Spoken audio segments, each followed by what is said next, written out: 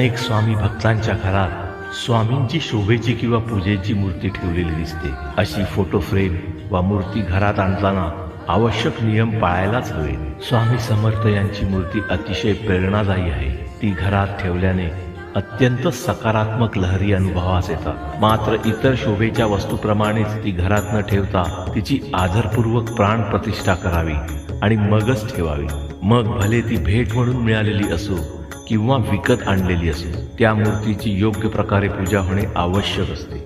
स्वामींचा सहवास मिळावा म्हणून स्वामी समर्थांची मूर्ती घरी विकत आणली तर तिची घरात किंवा देवघरात प्रतिष्ठापना करावी. स्वामींची मूर्ती प्राणप्रतिष्ठा केल्यामुळे अधिक सचेतन होते आणि ती मूर्ती शोभेची न राहता तिला देवत्व प्राप्त होते.